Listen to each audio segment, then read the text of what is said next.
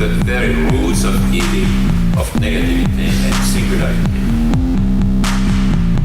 including the ultimate form of singularity, which is unconscious, to the whole state of things, pure violence without object anymore. This is the typical violence of information.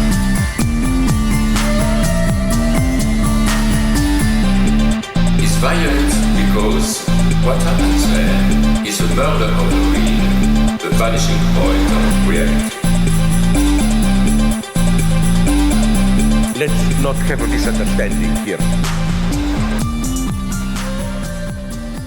Welcome to the Machine of Unconscious Happy Hour with Cooper Cherry and Taylor Atkins, as always sponsored by the People's Institute for Revolutionary Semiotics. Before we introduce today's guest, just want to remind you that we have a Patreon account at www.patreon.com/MUHH. Feel free to join us. Free subscribers as well as paid subscribers get access to our Discord, and we are running a reading group currently on Sundays covering Laura Wells' non-standard philosophy. Feel free to join us. But today we have a returning guest to the show, John Protevi, who is a professor of philosophy at Louisiana State University. And as I mentioned, I think last time, probably doesn't need introduction to many of our listeners, but he has just released. John, when has this book just been published in the past? March 25th, I think. Oh, okay. So this will probably be coming out in May. So it'll be about a little bit, let's say it's still pretty fresh off the press, about a month old. His latest work is called Regimes of Violence Toward a Political Anthropology, published by University of Minnesota Press. John, welcome back to the show, and thank you for taking time, especially after we had to reschedule last time. I appreciate your availability and your willingness to come chat with me today. Well, you're very welcome, and thank you very much for the invitation. I really enjoyed my last podcast with you guys. And the topic of the last one was Edges of the State, kind of pamphlet-like book. Right. From Minnesota with their Manifold series. And the current book is an expansion of many of the themes of that smaller book. And I'll be sure for the listeners to link that episode, because I do believe it becomes very clear fairly quickly that this study expands and deepens on it. And it's interesting, when we had you last time, I remember there's a maybe on the back cover or information on that series particularly, you called it a pamphlet, but it particularly is meant to be written with a certain word limit and no footnotes. Is that correct? Right? There's yes, it's 20,000 words, and yes, as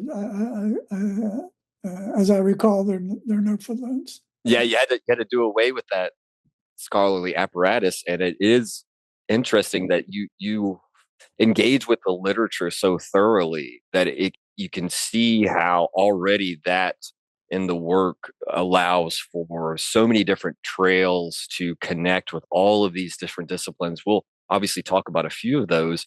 And that work was called Edges of the State. Was that 22, 23? So it wasn't that long ago. 2019. Right? Oh, it was 20. Okay. Well, I guess our interview was a couple of years ago. Right. Okay. Yeah. So John, I did tell you before the show started, we do love to ask our guests about an anecdote or a moment in their life that they recall that kind of crystallizes for them the trajectory, intellectually, scholarly, philosophically, that paved the way, or just a moment of clarity even. Do you recall a moment when you sort of, whether it be decided to take up higher education, to pursue a PhD, anything that you can recall that really stands out and encapsulates your, developing a passion for this kind of work? Well, I'll give you two if you'll let me. So I will. When I was an undergrad at Penn State, I was casting around for things to do, and I took a I was in physical education, and I wanted to do cardiac rehabilitation, which was a big thing in the 70s. I mean, it still is, but you could. So today, what we used to call phys ed is now kinesiology, and that's a recognized subfield, cardiac rehab and all that stuff, performance. Right. But back then it wasn't so much, and I wanted to do an internship with a hospital cardiac rehab lab, and they wouldn't let me. They were going to make me do an internship as a phys ed teacher, which is great. I love phys ed. I'm a big sports guy. But so I said, I'm going to take a year off and see what happens. And so I was reading, and then always been interested in philosophy, and the connection of philosophy and physical training is made by Plato in the Republic. Right. The training of the guardians. They have to be fierce to their enemies and loyal to their friends. Okay. And, I said, yeah, wow, this philosophy stuff is great, because you can talk about physical training as an intersects politics. So different regimes, what eventually becomes 40 years later, regimes of violence. Right. Social systems require a different affective, emotional, and physical training of their, at least at that time, the law enforcement officers and soldiers. So that got me started. I ended up in philosophy then, coming back. So I did a lot of history of philosophy at Penn State, and ended up getting a PhD at Loyola Chicago with a kind of classical SPEP style training. Right. Dissertation on Heidegger and Derrida's reading of Aristotle on time. So it was German idealism and phenomenology, French deconstruction, and ancient philosophy. Yeah.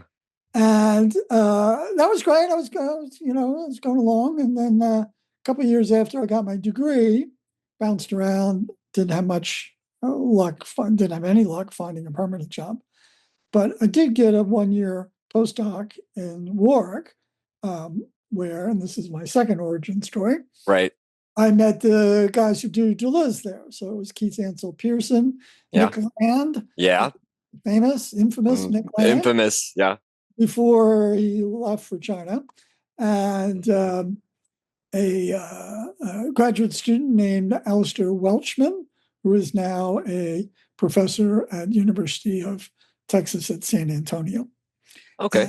So I got turned on to Deleuze because there I could do bodies, politics, and science. Yeah. Don't really see too much of an opening towards science in the Derrida-Heidegger line of thought. So I do read Deleuze as a materialist, but the kind of complex systems materialism that Manuel Delanda delineates. So that really helped me. His first book, War in the Age of Intelligent Machines, that really helped me to see how you could give a complexity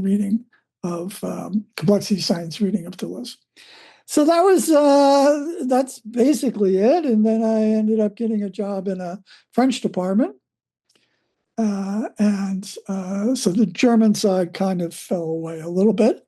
And I subsequently specialized in Deleuze and Foucault.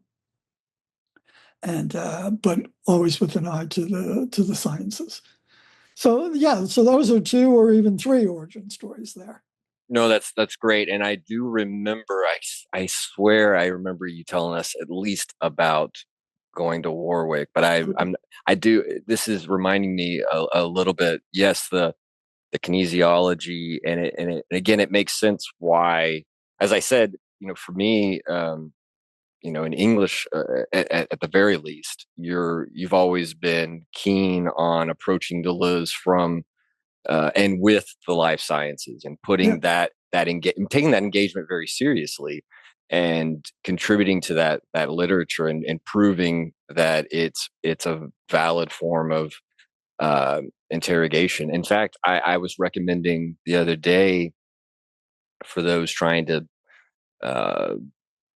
get into 1,000 Plateaus, because right now we're running, a few of us are running a reading group on anti-oedipus, but I was telling them, hey, look at 1,000 Plateaus in philosophy, and so much interest was on Body Without Organs. So I mentioned your contribution to that volume, where you, for the listeners, this book, 1,000 Plateaus in Philosophy, each scholar tackles a different plateau, and you tackle the how does one make oneself a body without organs? And it's very, very helpful in engaging and bridging the gap, if you will, between the two volumes, because when you first approach it in anti-oedipus in that opening chapter, it's not all that clear what's at stake, and so to keep that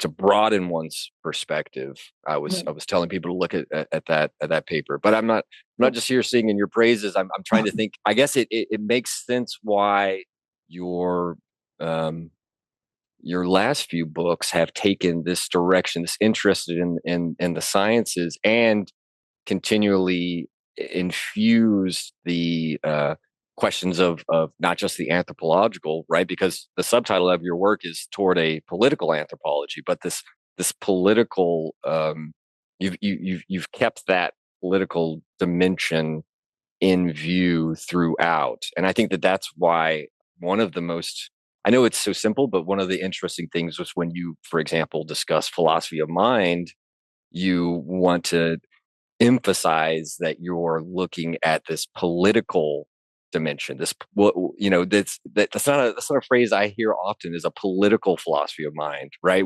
Oftentimes it can leave out that dimension and flatten it to a certain degree. Yeah. Well, on that particular point, there are 4 other folks that your listeners should be aware of. Okay. On political philosophy of mind.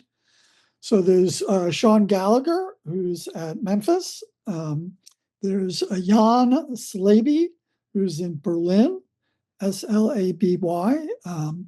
Then there are 2 other Americans, Michelle Maizi, who's in Boston, and Robert Hanna, who is retired from Colorado. So there's a little pocket of us, 4 or 5, 6 of us, who are trying to see how we can crisscross or mash up that basic idea that I first got from Plato 45 years ago, that different social systems produce and call for different cognitive and affective structures in the people that inhabit those structures. So we wanted to look at those things. I mean, Plato says, there's like a democratic spirit. In fact, at one time, being an anti-democrat, he says something like, in a democratic city, like even the horses won't get off the sidewalk for the vehicles when they pass by. Nice. That's good. So that's always stuck with me, and we tried to do a little bit with that in the political philosophy of mind idea. That, for instance, one of the key concepts in contemporary philosophy of mind for the last 25 years has been the extended mind. Yes. It's the idea that you can kind of offload some cognitive tasks onto the environment. It could be a notebook, could be a cell phone, it could be a computer, it could be posters on your wall, it could be a lot of different things. So I wanted to ask myself, well, there are certain forms of technology which are for whom a gendered or raced or classed subject would feel more or less at home with. And so you can't just analyze technology and the human user. I think you have to dig a little deeper there and see the way in which different social positions allow for different relations to the technical objects that surround us. Yeah. It's So that was the political philosophy mind stuff. But like I said, Slaby, Maiza, and Hanna and Gallagher have done a lot of work in that area too. Now, I do want to step back because I didn't need to jump in too quickly into this new work and mention, as we said earlier, this grows out of and extends upon your research for the shorter work, Edges of the State, and as you mentioned, 2019. And what I thought was interesting that one of the key aspects that you look at there is what you call stateification. Mm-hmm. and you extend that into this work. Particularly, one of my favorite chapters was on marinage, right? This question of maroons and this maroon society being perhaps something overlooked by Deleuze and Guattari's, different categorization of forms of living. But before jumping to that, I guess I just wanted to, for my benefit and for the readers, maybe if you would say a word by, and I forgot if I asked last time, is this your neologism, stateification? Or I know that you draw it out of research into Foucault's work, but I wasn't sure if this was your own coinage or maybe something you. I don't think so. I mean, Foucault uses étatisation. That's right. Okay. And I think it's a pretty literal translation of that. I don't know who else in English uses it, but you often see state formation. Right. Okay. In the historical literature. So, yeah. Well, like all of my books, these were separately written chapters that I tried to weave together into. It's not a linear narrative. I sometimes use the image of a sheaf. Yeah. So there's some binding to it. You can make cross connections, but these were all independently written. But I did want to, in the stateification chapter, expand upon Edges of the State. So that's kind of the core. And then the marinage was taking up James C. Scott's, which I also did in Edges of the State. That's right. But the idea that as soon as you have states, people are going to run for the hills. Yeah. If you're at the bottom of this, so we use these vertical metaphors, but if you're in the exploited class, which we often is the bottom of the society, you're tempted, or it's kind of revealed preference, to use that term, for people to run for the hills, because you'd rather take your chance as a hunter and gatherer and maybe meet some people up in the hills. Mm-hmm.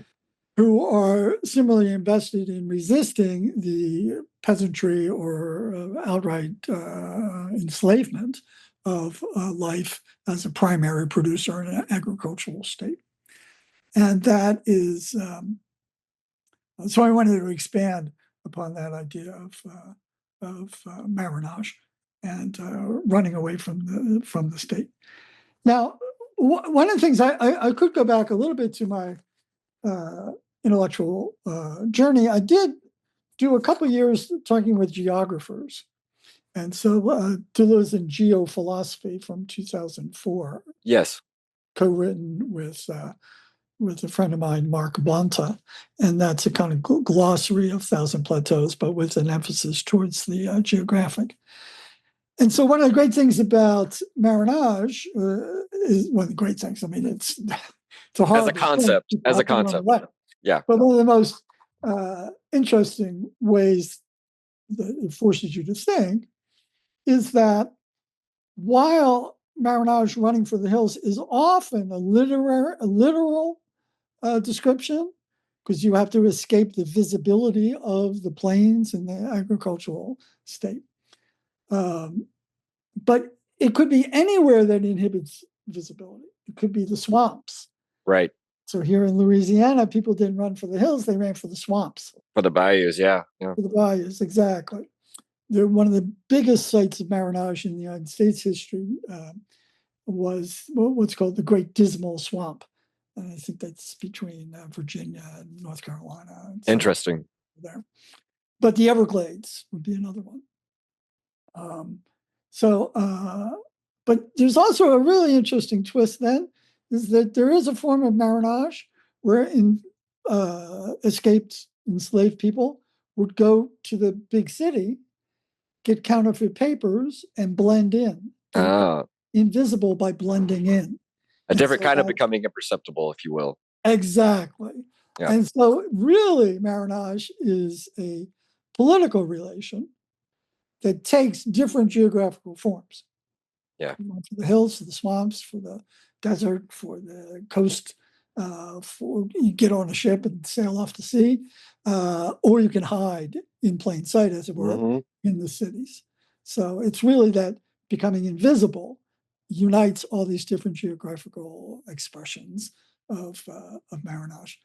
So, what Scott says is you have to become invisible. So that's one thing, and you also have to impose a higher cost on the state pursuers, right, than is worth capturing you and bringing you back.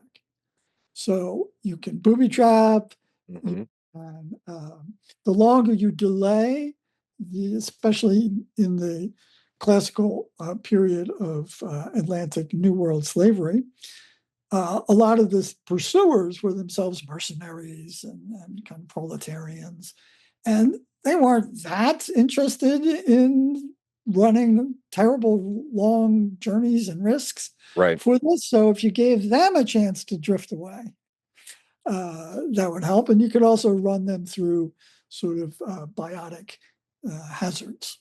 So run them through some place where they could be, bitten by spiders or something. Well, So I mean, this is why the ways in which you can use the marinage, the topographical or the geographical choices of maroon communities brings back that politics, affect, and geography thing. Yes. That's always been interesting to me. I mean, this is interesting for two reasons. One, it points to your point, to why you qualify it as an interesting mixture of the smooth and the striated, right? There's a smoothing of the space insofar and politically, but the natural striations of the geographical hazardousness and as you said, the difficulty of pursuit and the expense of pursuit, it gives it and as we know that even if obviously there's always going to be mixtures in those two, but it's an interesting case that could be added along to the cases they study in that final plateau. The other thing would be it goes back to your introduction where you formulate this term that I hadn't seen before, and again, it's probably in conversation with these other thinkers that you cite, but of this notion of a bioculturated human being, and this is a kind of a case study, if you will, of a particular type of bioculturated, not just individual, but collectivities, and its milieu and its environment, and right. Yeah. So what I try to do with that term is, it's a way of talking about plasticity of human beings, their openness to their political realm that reaches deeply into them in terms of their affective triggers and thresholds, which unleash a kind of evolutionarily inherited panic or rage mechanism. So I do accept to some extent the idea that we do have some basic behavior patterns or defensive patterns, but the triggers and the thresholds are going to be implanted in people by their their training, their education, and their immersion in a culture. So it's not quite pure social construction. I don't think that humans are purely blank slates. I do think we do get some basic inherited defense patterns and this, that, and the other thing. And we also have, I think, which is, I spent a good bit of time defending this thesis, that we are pro-social. Yes. And I mean that humans are, most humans, everything has to be qualified. Most people. Sure. Most people are rarely indifferent to the social patterns they find themselves in. People get mad when their things are violated, even if it doesn't directly concern you or one of your kin. Yes. So, and people get happy when they see, virtuous acts and this, that, and the other thing. I think that when things are working well, there's an uplift, to use the Spinoza term, and a kind of downfall or sadness when you have an encounter that goes against the patterns that you're expecting and that causes you to lose some ability to engage with others. And so for me, then, pro-sociality, which is another way of talking about bioculturated. It's also another way of talking about, I do think, desiring production and desiring machines, is that we have an affective and cognitive investment in social patterns. Even if we're against the ones that we're in, we hate the ones that we're in, right? You're rarely neutral. Now, there are, obviously, there are psychopaths who do not have strong emotional reactions. They can learn. Most, as far as I'm understanding, most psychopaths are not dangerous criminals. They kind of learn in a Mr. Spock fashion how they should react. Now, they could end up as kind of users and manipulators and that kind of thing. But most people have an investment. So I connect that to what Deleuze and Guattari say, that there's a direct libidinal investment in the social field. Yeah. Things turn people on and they get mad or angry. And we also want to figure things out too. I think there's an affective or a cognitive investment in these things too. People are hungry to learn as you're growing up. You want to learn social rules. Right? Now, actually, you want to learn social regularities, and you want to be able to have a habitus that gives you a feeling for those things. I do accept what Bourdieu says, that you don't really learn rules like the rules of baseball or something. Right. You learn what the right thing to do is, what feels good and what doesn't feel good. And that's one of the sad things about incels and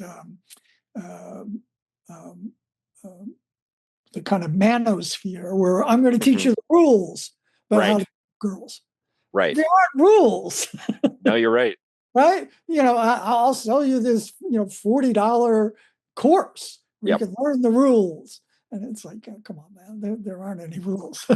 there are patterns and feelings and notions and habitus that becomes embedded in you. So those are all the kind of things that I want to talk about with bioculturated. It's connected to altruism, which is the idea that you can run risks for third-party or non-kin people.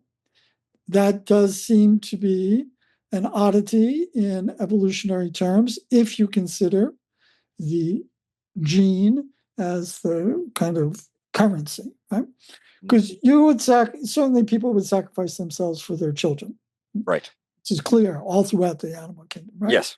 Don't get between the mama cat and the kittens. We'll end up scratched to pieces. Yep. But for third party, right, for the sake of social regularities, to save innocent people, that does seem to be pretty oddly human behavior. And we have to try to figure out how that came about. So I'm starting to roll here. So if you forgive me, no, this is good. What you got? One explanation for that ability to run risks is a group selection notion developed by Darwin himself, in Descent of Man, where he says that in two groups of primitive society, the group that had those people willing to run risks, I'm paraphrasing, for their compatriots would outcompete in battle a group composed of purely egoists. Right. When the going got tough, the egoists would run away. Your group that includes enough altruists who are willing to run risks, even sacrificing themselves for the good of the community, that's going to be a formidable military opponent. So that's one way that he gives for explaining how altruism could develop in human beings. Why would we run risks for non-kin? Right. There's two problems with that. One is the group selection idea, and that's been controversial throughout the 20th century. There are some defenses of it nowadays, but it was pretty much written out of this story for a long time. Interesting.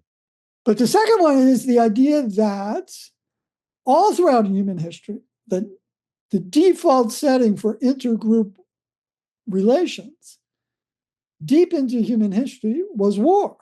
Yeah. So if war was so prevalent, it formed the selection pressure for altruism. But that gets you into a big debate in anthropology. There are people who uphold that thesis, and there are people who criticize that thesis. So I try to develop a plausible defense of the non-universal war thesis. Yes. And so I do a bunch of stuff there about why it doesn't make sense for foraging communities to fight, because it's probably better and more efficient if they share the resources. So a classic example is something like this. If you're a hunter-gatherer society, most of your calories are provided by the gathering activities, and there was it's mostly assumed to be a gender division of labor. So right. Female gathering provides most of the calories. But guys go out and hunt, and every once in a while they'll bring back like a wildebeest, and it's like 500 pounds of meat. Right. Well, your group is not going to be able to eat 500 pounds of meat without refrigeration or salting or anything like that. So what do? You invite the neighboring people over, right? And they have a big barbecue and a big party. And the next time around, when you've gone for 3 weeks without having any success in hunting, hopefully your neighbors will have gotten a wildebeest or whatever it is that's being hunted, and they'll invite you for their barbecue. So it's called resource variance insurance, and it's quite common kind of thing to do. But if you take that into the war scenario, so why would you fight the people who you're sharing barbecues with? Right. Yeah. Now, there are answers to that. The universal war people are really smart people. So are the non-universal war people. So my job as a philosopher reading the anthropology, I wanted to try to be as fair as possible to both sides while still defending the plausibility of the non-universal war. Yes. In which case, then you need a new explanation for how altruism and pro-sociality comes about. That's not war-based. Right. So I turned to a couple other anthropological thinkers there, Michael Tomasello and Sarah Hrdy. Okay. And they basically have a kind of communal collective breeding for Hrdy, or obligatory foraging, collaborative foraging for right. So it's more like, we have to band together to scratch out a living in nature, more than we have to band together to defeat this other tribe. Yes. Battle. So that's the political anthropology thing. Caveats. Rousseau is very often misread. He's often caricatured. Yes. when universal war people want to caricature the non-universal war people, they'll often say, well, you're just Rousseauist. You're just Rousseauians. But that's a misreading of Rousseau. The original state of nature in part one of the Discourse on Inequality is a hypothetical reconstruction of human potentials that is very plausibly read as never having existed in history. Yes. Because Rousseau says in the transition to the second part is, oh, that would have been really great. We have this complete abundance of the forest. But then all of a sudden, earthquakes and hurricanes start coming up and people have to band together. Right. Well, we never had a history of the world without earthquakes. And that's where my geography comes in. Of course. Earthquakes and volcanoes. So flood narrative, right? We were always in what he calls, in the second part, the long, happy epoch of hunter-gatherers. And in there, he is explicitly clear that there's personal violence. In fact, he says that amour propre becomes inflamed, well, not quite inflamed, but becomes awakened by sexual jealousy as people are dancing around the campfire trying to hook up with each other. Yeah.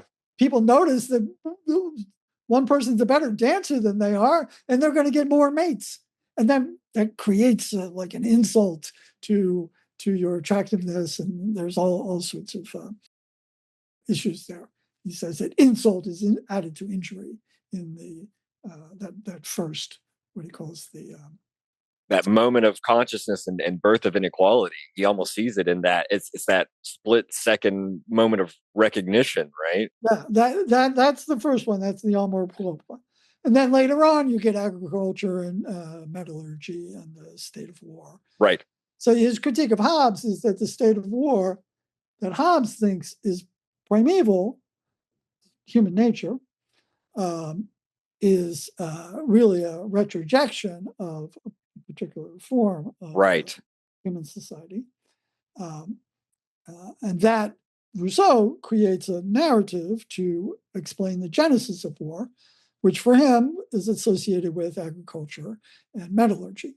So it is true that Rousseau is associated with the non-universal war thesis, the idea that war has a historical genesis from particular social relations. But it's untrue that Rousseau thinks that human beings were ever completely peaceful. Right. The noble savage. Yeah. He says that in the hypothetical reconstruction, that there's not much room for conflict because the forest is such a ecological abundance. Why should you fight over this apple tree? There's another apple tree right next door. This is good. So there's human nature, he says, is both self-preservation, levied by pity, but also there's not many occasions for conflict in this hypothetical situation. But once you get scarcity, a little bit of scarcity, enough scarcity to drive people together, then you can get insults and injury, even in a forager society. So it's a lot more complicated than even what I'm saying, but I think you can at least defend Rousseau against the accusation of the universal war people that you can also defend the non-universal war people from the idea that there were bad enough readers of Rousseau to accept that Rousseau thinks that there's been a time of complete peace. So that's the title of the book, is Regimes of Violence, right? Yes. All social systems have a regulated form, embedded, regulated by habitus, informal feelings, and which can be articulated, but there's always that affective and cognitive, that some forms of violence are okay and others are not. And so that's the idea that you're not going to get a pure natural impulse to violence that needs to be restrained by society. I think that's much too Freudian, and that bad reading of Freud, but I don't think so.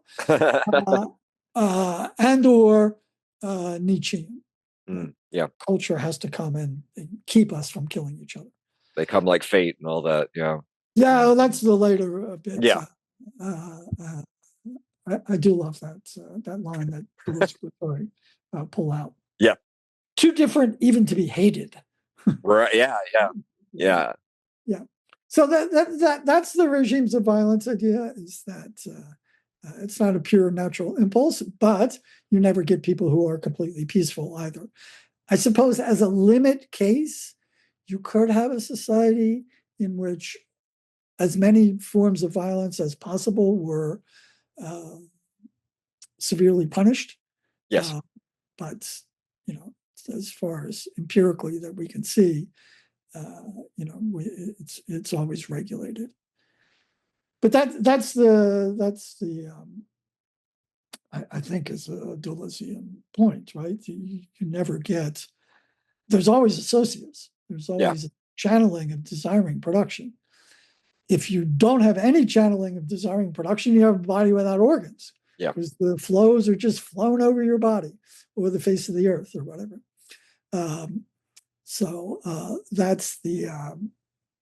But the body without organs, I think, the way I read it is that it can be a temporary breakdown of channeling to allow a dip into the plasticity potentials, which kind of gets sclerotic as we age. Yeah. So Okay. habits get built up, right? So a body without organs is breaking down your habits enough to form new habits. But you always have to form new habits. Yes. That's a good term, right? Deterritorialization, breaking of habits, is always accompanied by reterritorialization. Yes. Now, they had that distinction between the relative and absolute. Deterritorialization gets very complicated. But I do think that's the case. But that little interregnum, when you've broken down your habits, back in touch with your plasticity, and you can experiment and form new habits. The difference between anti-oedipus, there's a kind of positive, mostly a negative sense of body without organs. In anti-oedipus, it's when the flows just flow smoothly and you have a catatonic breakdown.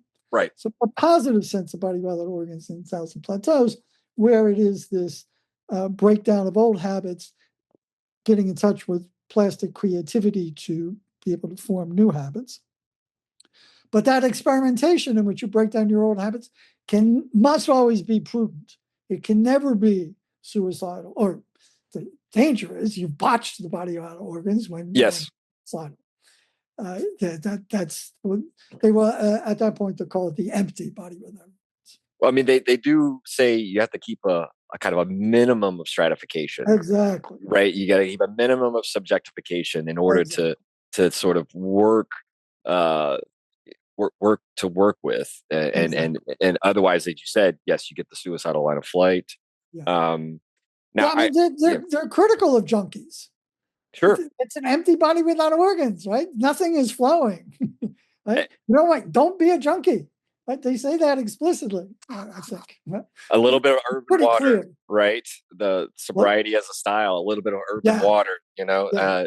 And Deleuze, even late in his life in the Abecedere, he's thinking about how anti-Oedipus was taken in the wrong way. And he would see, he's thinking about the 70s and a little bit of maybe the romanticization of the 60s and how his students were even taking this as a kind of tune in, turn on, drop out type of mentality rather than a mounting of these different machines, the artistic machine, the revolutionary machine, the analytic machine. A lot of that perhaps got overlooked. I mean, it's a difficult book, but So there has to be a socius. But can you make a socius at the end of part 4 of Anti-Oedipus? Can you make a socius that supports schizophrenizing desiring production, which in less dramatic terms would be artistic creativity? Can you have people who have, you can really dumb it down, or not even dumb it down, you can make it banal, but can you have enough of a social safety net that people don't have to go to work to destroy their creativity, right, but can work enough, or however you're going to arrange the distribution of food, shelter, and clothing, however that works. But to maintain the ability to create networks of friends, experimental colleagues, so that your creativity can be tapped into, can be supported. That's the Marxist side of delicious rhetoric. Yes. You want to be able to use the creativity or species being of human beings rather than sell it piecemeal to your employer. No, that's good. And I guess there's a few things to tap into over what we've talked about. One, I'm reminded of how your description of prosociality and this and taking up the perspective of joy or an overview of social bioculturation, if you will, based on joy rather than on state of war. I'm reminded of even Pierre Clastre when he's talking about the hunters, for example. He generally sees in them a kind of, what do you say, a kind of prohibition to eat their own kill, which he sees as a means for promoting a type of pro-social. And yes, John, let's take a 5-minute break, and we can take off where we left off. Yeah, perfect. So I guess leaving off from that, just thinking about that moment in class, that always stuck with me. Right, this notion of the hunter is not to eat their own kill, but it's not a privation. It's actually a kind of positive means for ensuring that for strengthening social bonds. I wanted to. I guess I was really taken by the thread of joy that runs throughout the work, which too has its negative specters in what you term fascist joy, which I really loved how you gloss as a kind of means of imposing command, dominance, but also this notion of shrinking of others' worlds. Maybe we could spend a moment to talk about this. Let's call it, since we were discussing Rousseau, maybe this kind of Spinozist thread that runs throughout and connects your pushback against the universal war theorists. Yeah. So in reading about that one particular argument against forger warfare, that you'll be alienating your neighbors with whom you have resource sharing relations.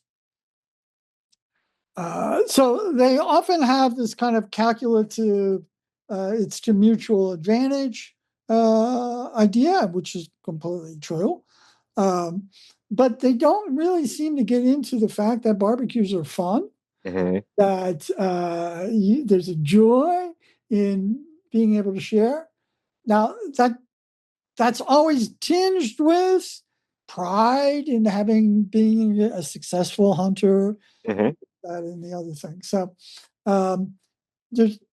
I do spend a few paragraphs, I guess, on the issues with gifts.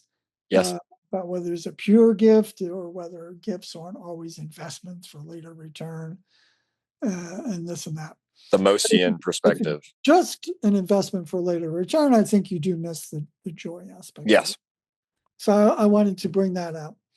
Then I come back to joy in chapter 4, which is on sports, and I try to see a notion in which beauty, which is often treated in anthropology as being a signal of fertility.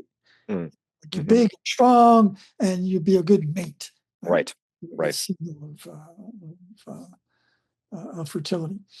But I wanted to see whether you couldn't have a notion of behavioral beauty in the grace of sports that would separate from the kind of signaling of fertility idea. So I use a guy named Prom, and I'm shamefully forgetting his first name, but who's an ornithologist Okay. who it's in the book somewhere here. Let me get the Yeah, I could look for him too. Prum, P-R-U-M. PRUM. Okay, I will do that right now. Pull up the P. Okay. Yes. Now I need to find his first name. I don't see it. I see it. This is in the Esprit de Corps chapter, which is the one. Richard. Okay. Richard Prum, Evolution of Beauty, New York, 2017. Anchor book. Really wonderful book where he talks about this kind of surplus beauty that over and above the adaptationist idea that it's a fertility signal. Right. Attract more mates and have more kids. So that was a kind of getting into that in the sports chapter. Then I try to look at the joy in shared resonant movement. Mm-hmm. So dancing with somebody, or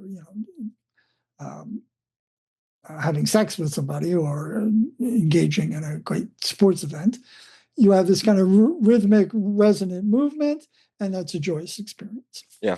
And so that was the second time that joy comes up. And then finally, at the end, I do talk about fascist joy, because certainly the people at Charlottesville marching around with their tiki torches, yes, and khaki pants, saying, Jews will not replace us. They were out of their minds with joy. They were like marching and laughing and smiling, and they were owning the libs, right? They were shocking. They were edgelords. All this stuff. They just completely soaked with the joy of being in their group and doing that. So I tried to distinguish that in a Spinozist way as passive joy. That has to be one in which you're not in control of the encounter, right? So passive joy is when emotions come over you, and you can't really isolate your own contribution to it.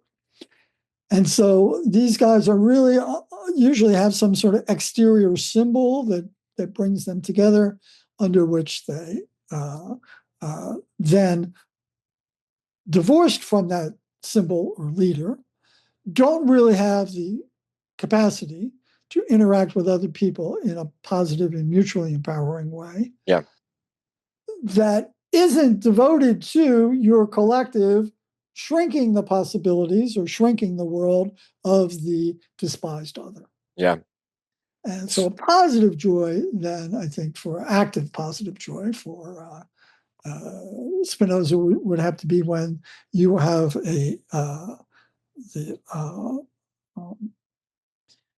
your affective contribution, your contribution to the encounter is understood and comes from within, he says. And I interpret that by meaning that you're wanting to turn people on to turn other people on. And so you get this kind of rhizomatic thing, whereby you're not in control.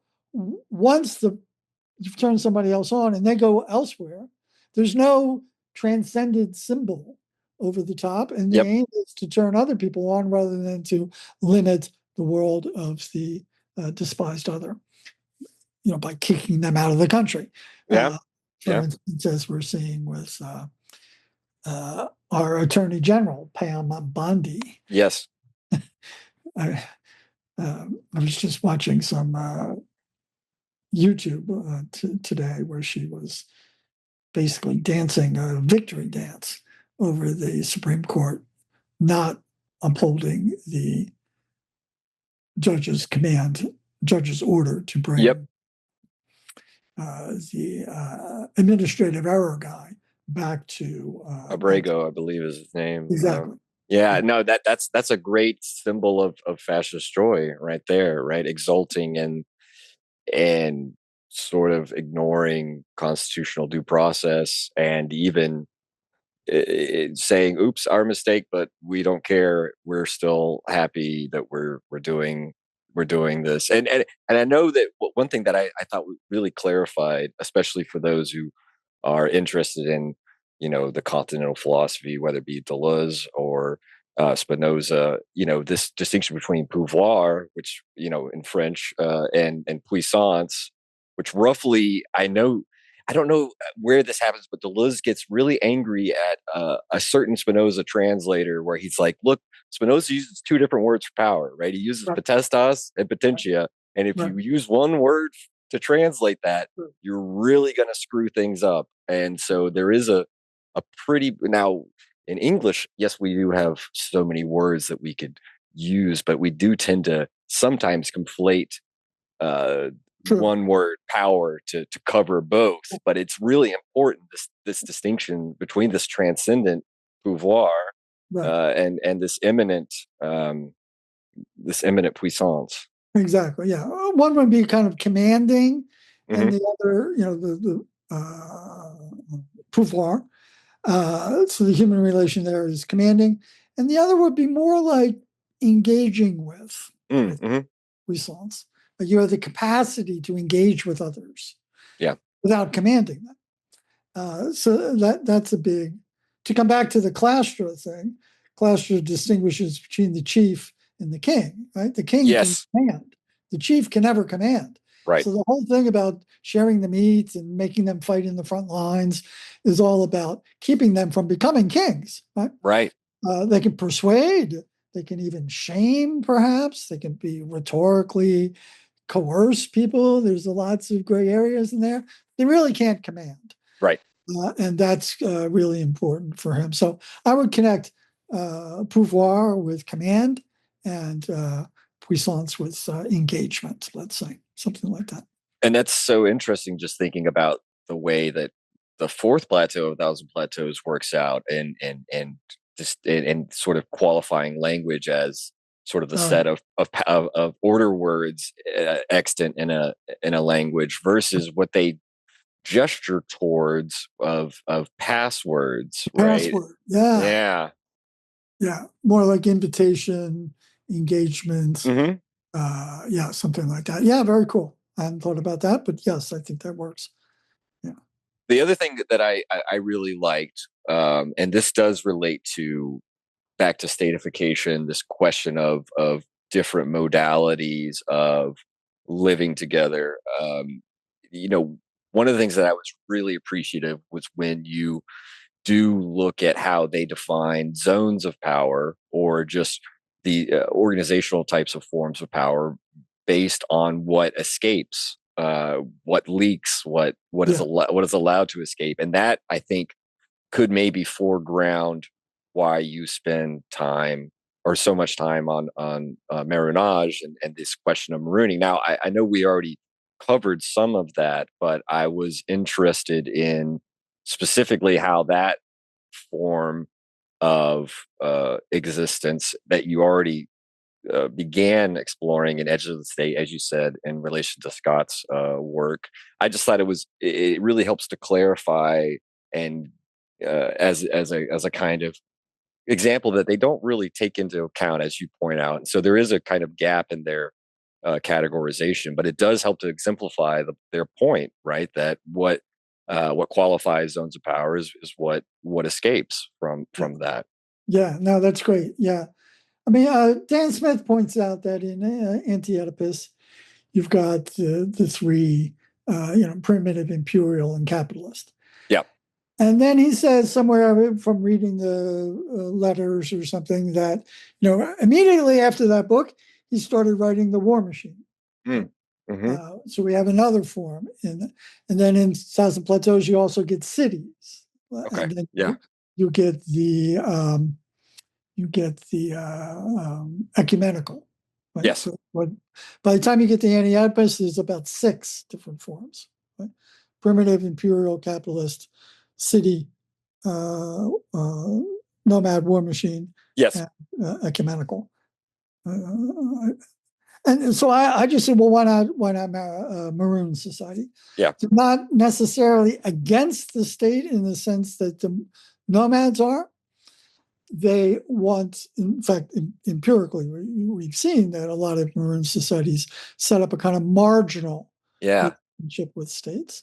they're going to be free and they'll fight and die before they get enslaved again. On the other hand, sometimes, they'll form a treaty with the state. They will trade with the state. They will have a kind of symbiotic relationship. So that's what Scott does a lot with what he calls barbarians. That is what the state people call the non-state people as barbarians. And so that's, but trying to articulate that symbiosis rather than the purely destructive. Yes. That the nomads are trying to level out states. So I thought that was interesting. There are lots of twists and turns.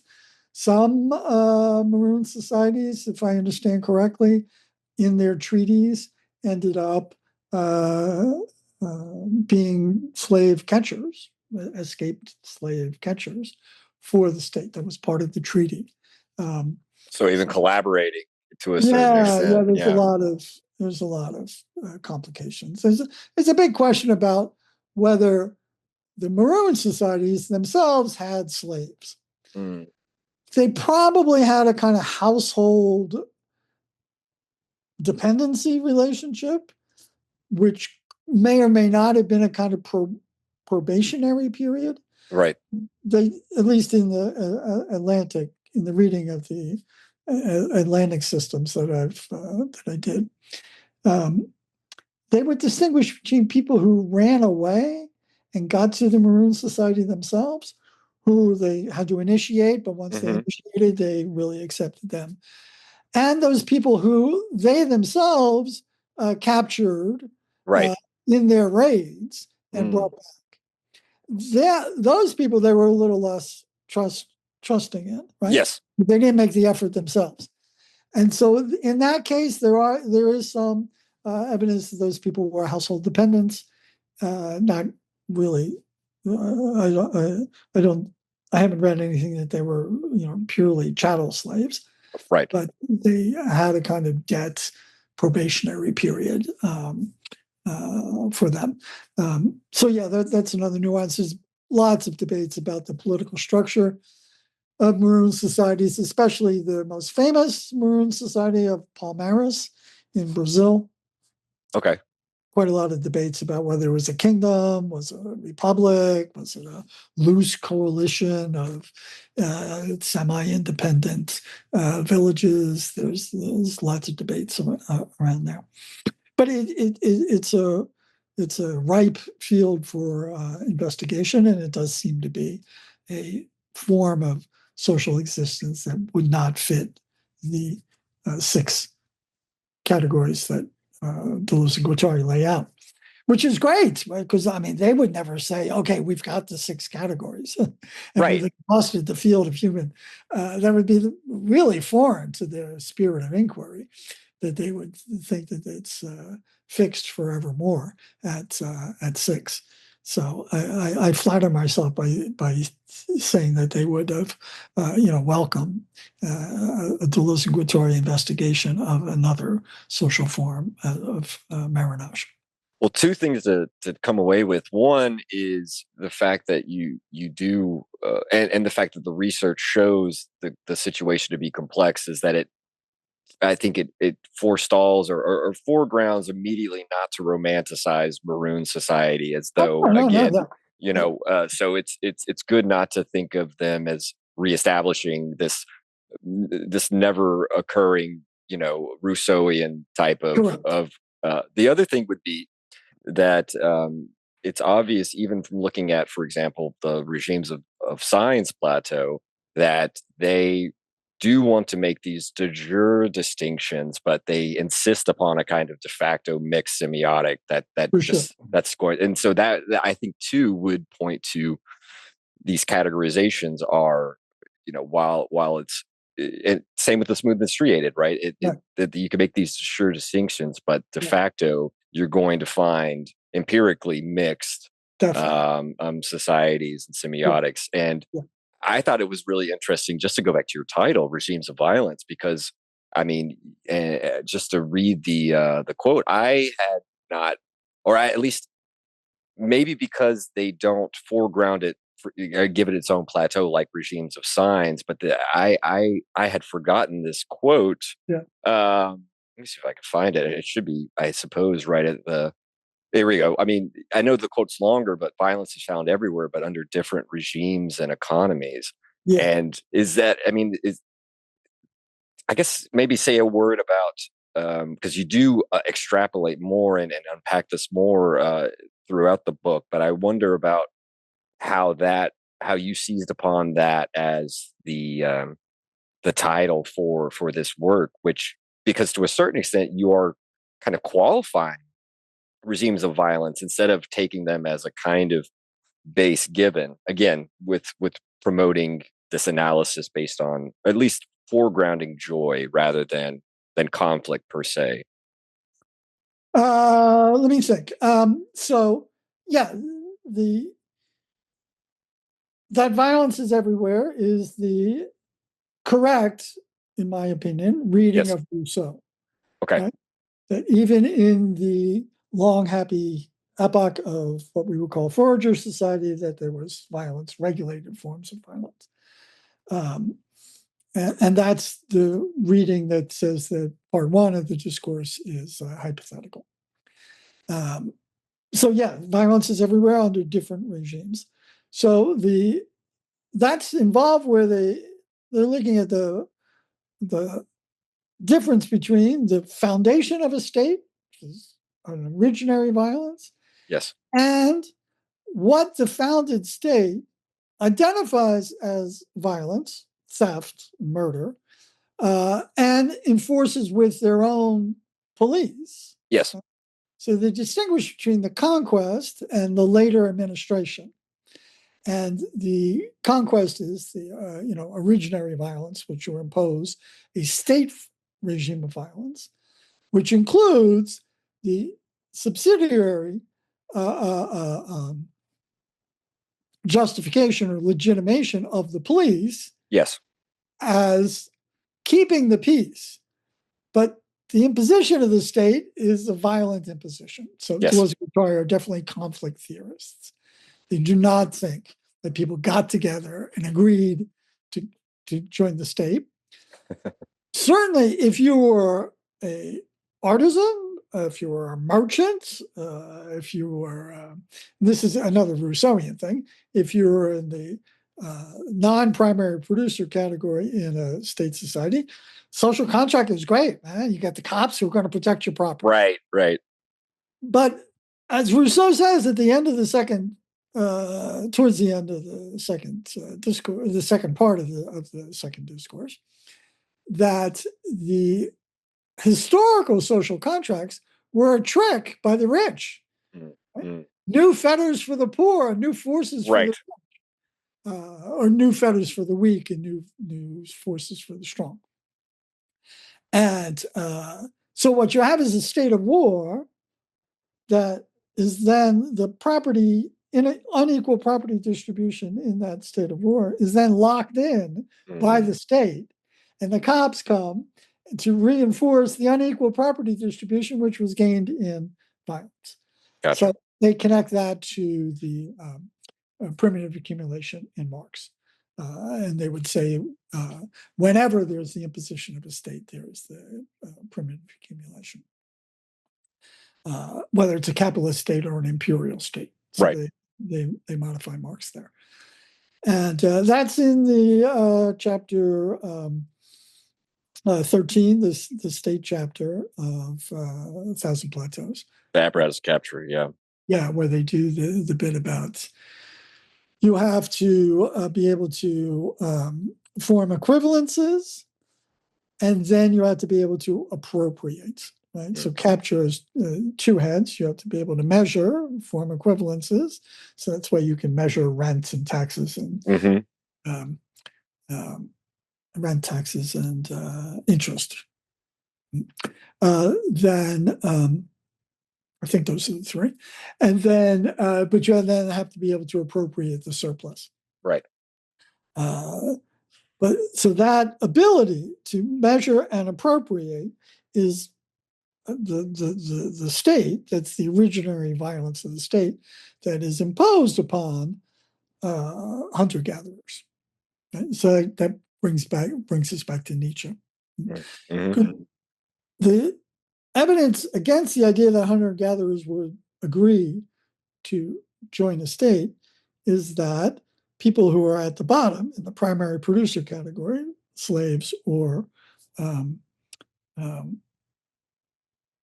peasants, serfs, run away as soon as they can. Right. To do what? To have a hunter-gatherer lifestyle. Mm-hmm. Mm-hmm. Yeah. And there's some more complications in there. Clastra has a slightly different story about that. But in any event, yeah, that's that's what I was trying to go for with that notion of the state regime of violence is different than the maroon regime of violence, and which would be also different than the city or the primitive regimes of violence. Now, what I remember in our conversation on Edges of the State was you have a great analysis when Kant is doing something similar, right? He's talking about the originary founding violence, the Gewalt that Right. sort of founds the state, and then Right. he kind of urges us, and of course the secondary violence that continues that originary form and keeps it locked in place. But he kind of, I like that.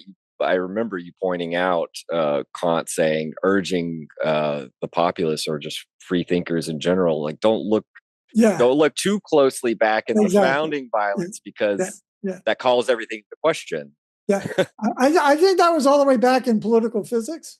Mm-hmm. Yeah. Okay. Okay. And I might have redone that in political affect. Okay. So political physics 2001, political affect 2009.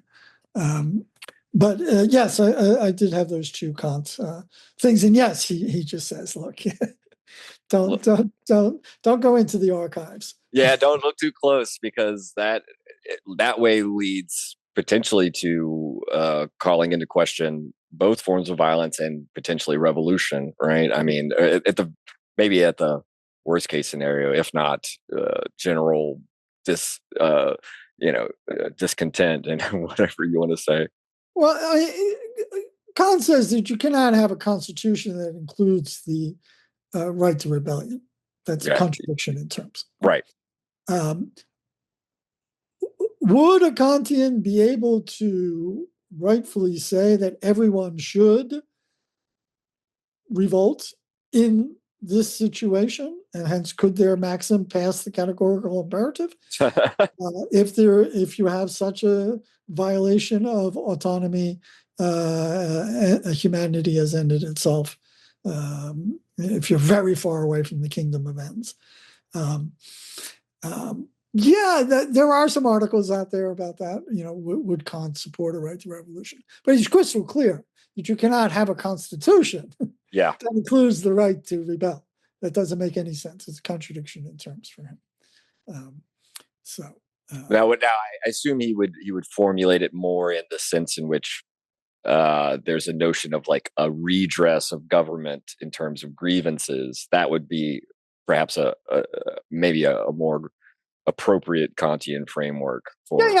He's definitely a liberal, and you should have in your state's constitution some way to nudge it to narrow the distance between the existing society and the kingdom of ends. Yes, but like I said, he would not acknowledge that it was a valid constitution if it included the right to rebellion in the Constitution.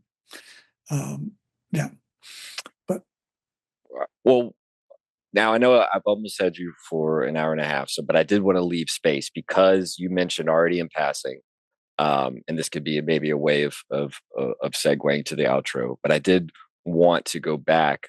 I've been following you on Twitter for years, and I have, even from your tweets, noticed that you are you're a sports guy, right? Yeah. I know that one of your things that I've noticed that you're interested in is basketball, and in this book you do bring up soccer as the exemplary sort of sport with certain moments. I played soccer all my life, and I try to root for Atlanta United every weekend. Sure.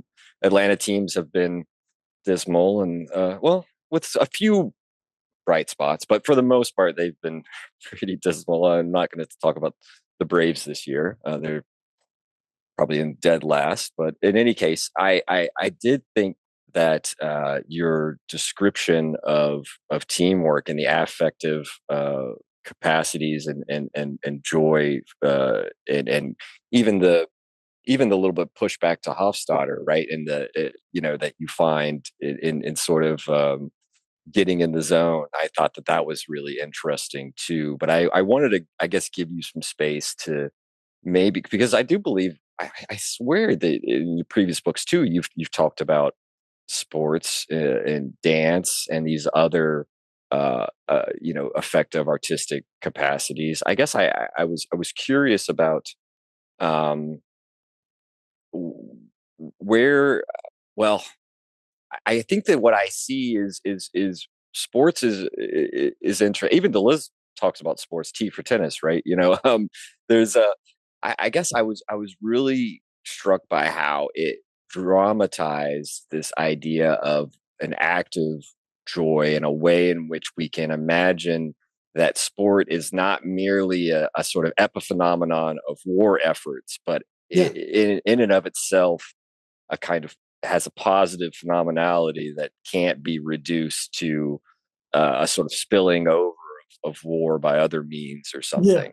Yeah. No, that's an important thing. I mean, there's a lot of origin of sports narratives, and one of them is it's training for war. Yes. You certainly see in track and field, right?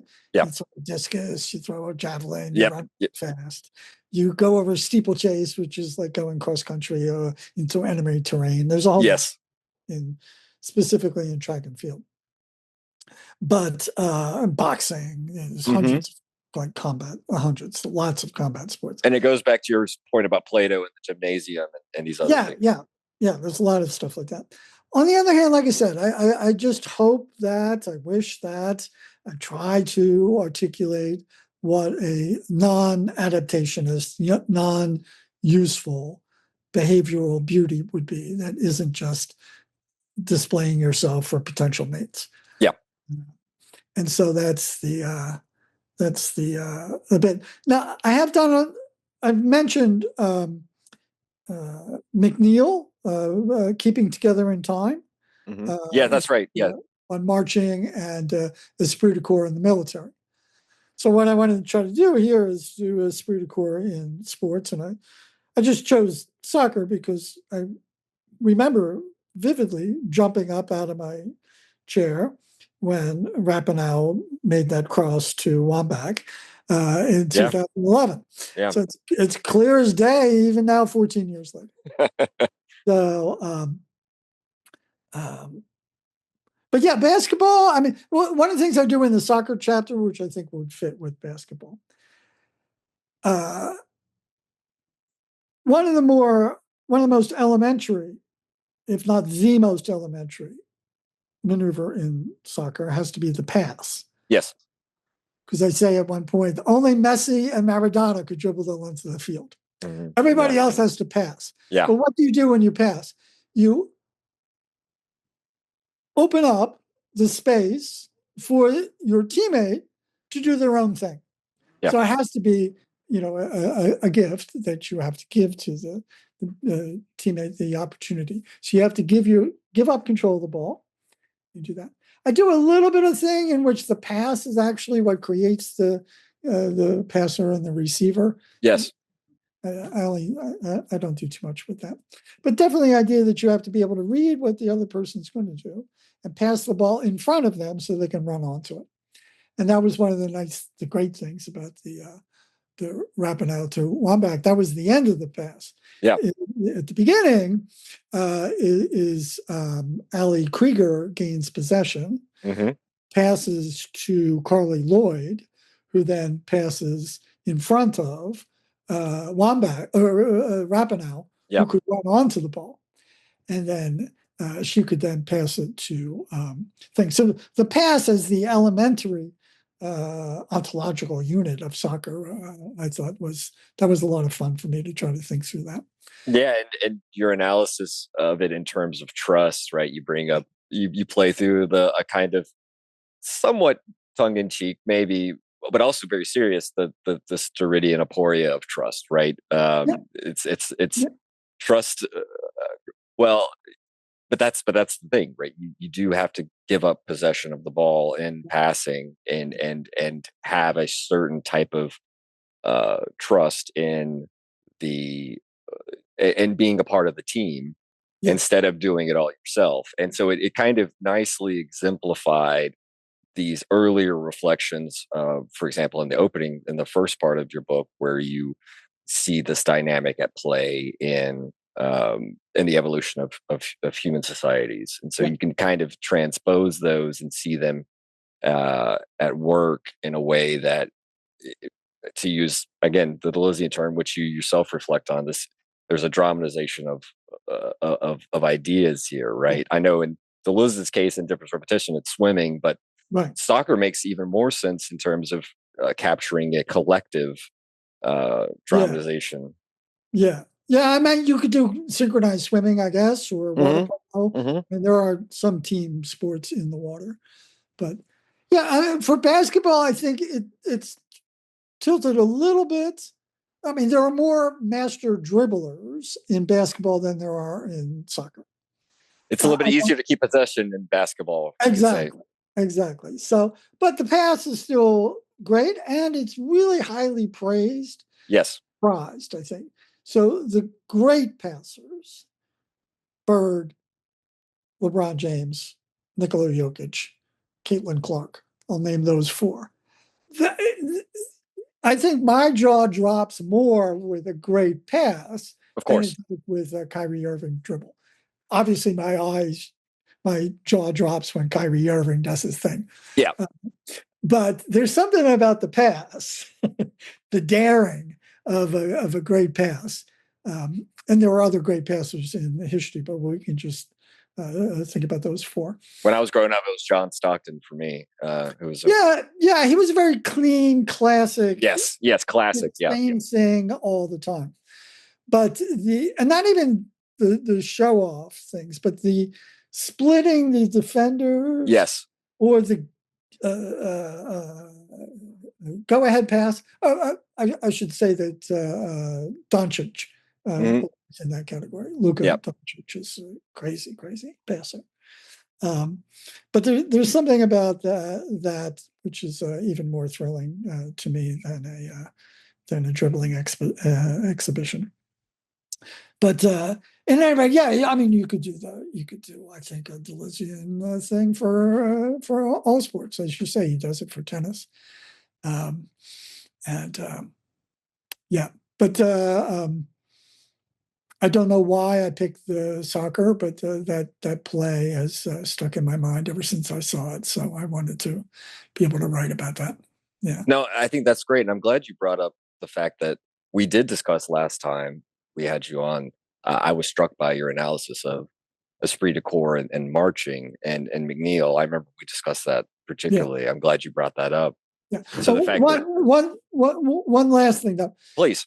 The critique of the idea that athletes get in a zone. Yes. Done by a guy named John Sutton, and it's directed against Hubert Dreyfus. Oh, I said Hofstadter. You're right. Yeah. I'm sorry. Dreyfus being in the zone, and Sutton says that the expert sports person, far from being in a unconscious zone in which they're just flowing, are actually much more attuned, much more able to monitor and to intervene into their own movements than beginners. But the thing is that monitoring is not a reflective, objectifying monitoring of yourself. Yes. What the phenomenologists call a pre-reflective self-awareness. Yeah, the Sartrean cogito. Exactly. Yeah, right. You're monitoring, but you can also intervene. Mm-hmm. So the expert sportsman is far from being in the zone. The sports person is much more conscious of their movements. They can intervene. So, if they fumble the ball while they're moving, they can intervene into what they were planning to do. Yes. In a way that would far exceed the capacities of a novice. I think that really is helpful, because I've always thought about the role of consciousness in, say, like being up to bat, and I probably fall more into that Dreyfus type of thinking, whereas it helped me to realize, you know what, no, this is a pretty good correction that can easily be overlooked. And you just think about, to I'm thinking about the Olympics and what's the really difficult gymnastics? It's where they have to Simone Biles. Well, okay, so there is the question of self-correcting on the jumps. I was also thinking about the bar that the very thin bar you have to the balance beam. The balance. Thank you. That kind of, you see them. They have that ability to intervene in those split second moments of faltering to keep from falling off and losing immense amount of points. So it makes a lot more sense. Yeah. In that. So John Sutton's example for him is cricket. Yes. He's a Scotsman who moved to Australia, became a cricketer. I guess he was a Scotsman back he was a cricketer back in England, or in the UK. But yeah, he does it on cricket batsmen. Is his example for the expert. And you can even see that in the fielders and the kind of maneuverings they have to make to make a catch. The juggling. I've seen some juggling catches to keep from they can be pretty. It's very clear. So it's not a sport that I'm familiar with, but I've watched clips of it, and I'm pretty amazed at you can get caught into it. For a Deleuzian thing, I did a blog post on this one time. Okay. But baseball and cricket have different singularities. Yes. But it's a field sport in which there's a bowler or a pitcher and a batter. It's kind of oddly a little bit like tennis, right? Because in tennis, you give the ball to the opponent on the serve. Well, yes. That's like giving the ball to the opponent on the pitch. Right. So there are ways in which that you can see connections.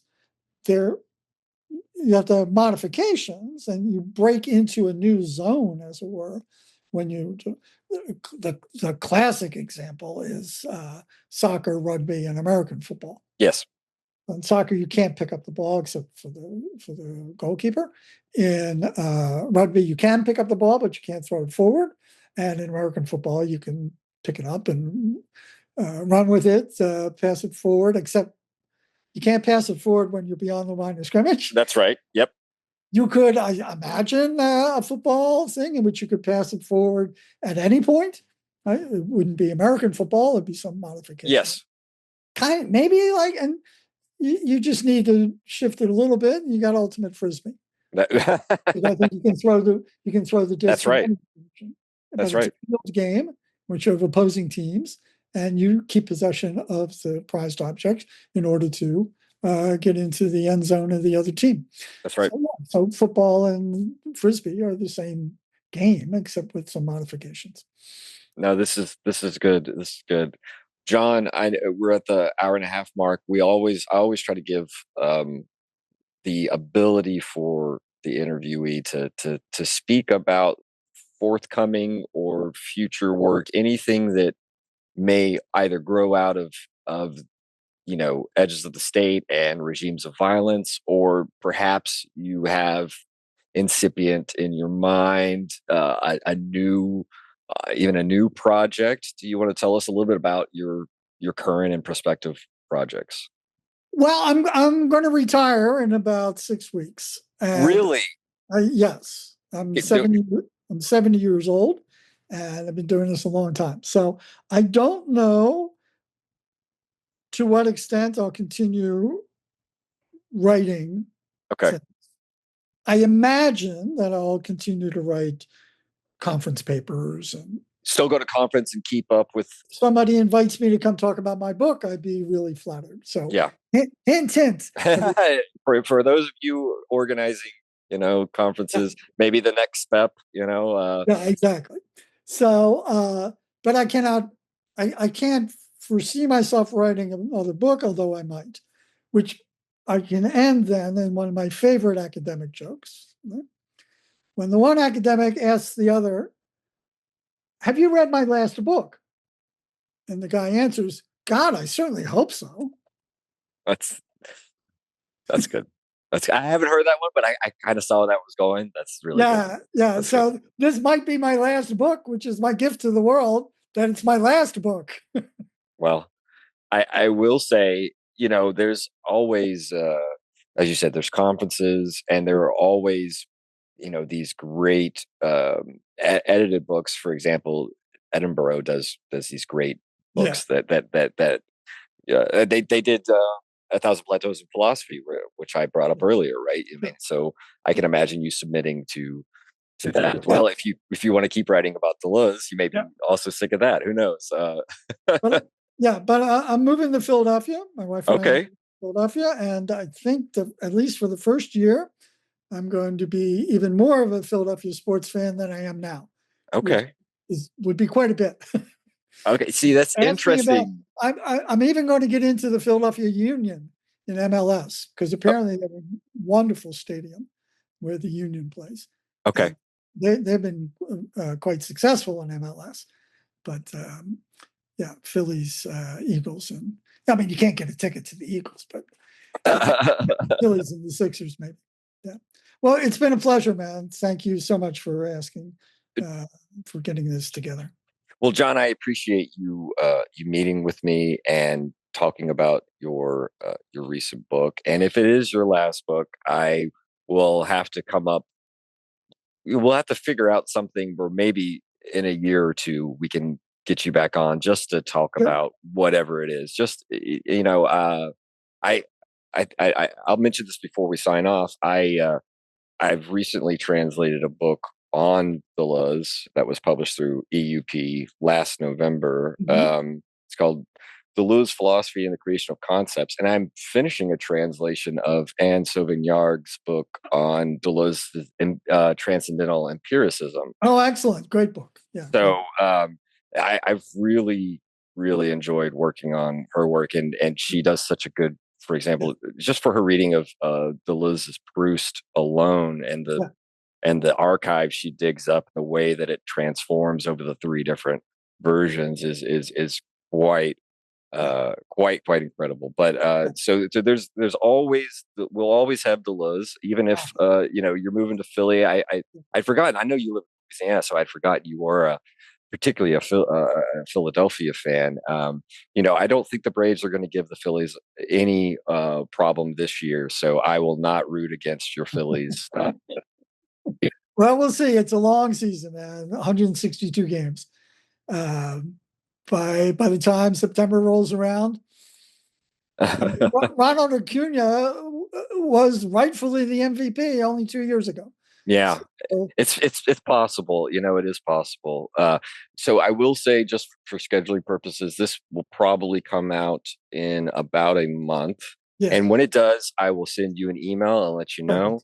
But until then, John, if you don't mind, I will congratulate you on your retirement. Thanks. And I hope that you enjoy. I hope that you have a safe move and everything settles in well. Yeah. And I'll be speaking with you in about a month. Okay, cool. I appreciate that. All right. Have a great day, John. All right. Take care now. Bye.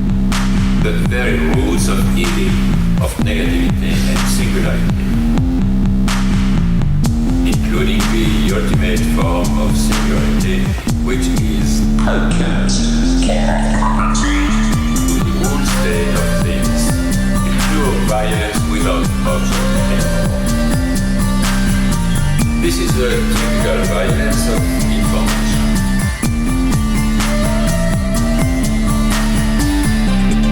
It's violent because what happens there is a murder of the real, the the vanishing point of reality. Let's not have a misunderstanding here.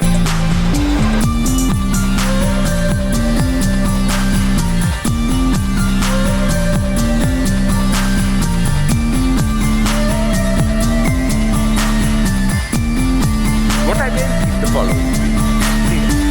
With nothing left but recycled, whitewashed, lobotomized people as in Clockwork Orange.